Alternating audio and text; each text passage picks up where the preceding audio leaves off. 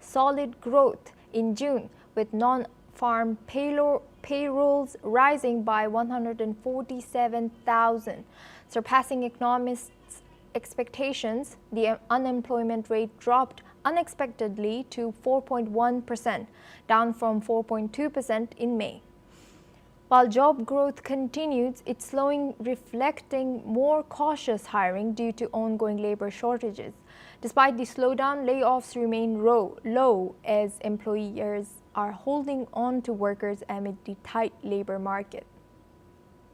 Economists predict that the jobless rate could rise in the second half of the year, potentially prompting the Federal Reserve to delay any interest rate cuts until September. The central bank recently kept its benchmark rate steady in the 4.25% to 4.50% range, as concerns about inflation and trade policies remain.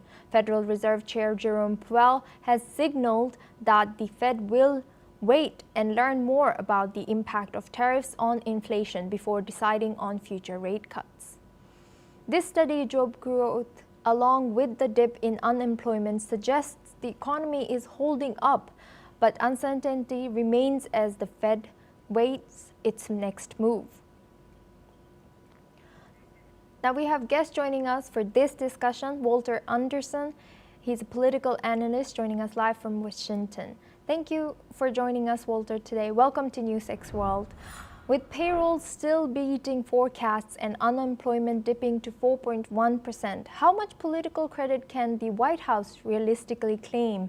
And will voters feel the gains by November, according to you? Well, it's been something of a PR victory for the Trump administration, the fact that the added jobs predicted that they would add 110, and they've added 30 or 40,000 more than that. And the inflation rate has not gone up, which it often does in these circumstances. So that, in a sense, and that's been broadcast. That was on the news all over here in the U.S., where I'm speaking. In fact, I'm speaking from Washington, D.C. And the general sense was that this is going to be a plus for Trump and the Republicans, particularly when it comes to the midterm elections next year.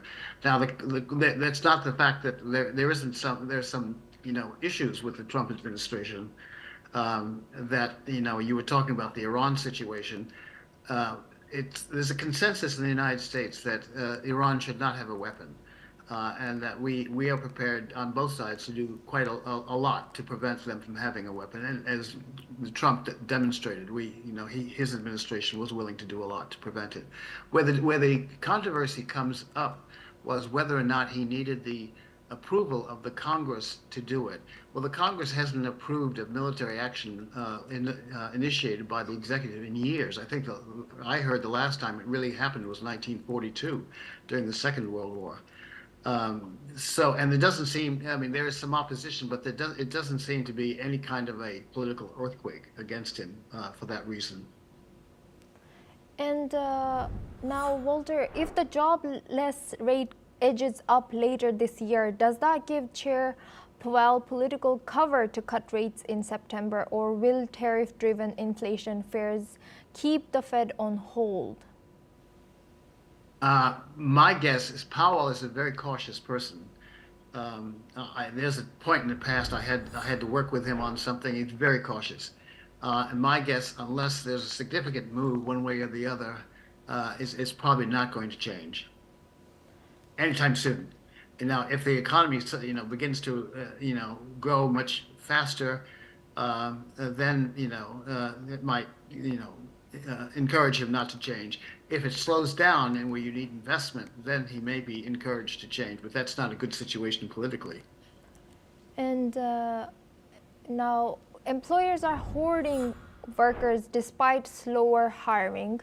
What does that say about structural labor shortages, and should Washington prioritize immigration reform or workforce training to ease the crunch? Well, there's immigration. The problem with the other immigration from Mexico and much of Latin America is that people didn't speak English and didn't have the skills that are required. You're talking about, people who are coming in with skills. Now, it could be, that we will loosen up the requirements for people who one, have some knowledge of English, and two, have an educational background that fits the needs of the U.S. Uh, why the immigration issue hasn't, people have often asked me, given the fact that you may need people to work, the question is what kind of workers, are coming into the country.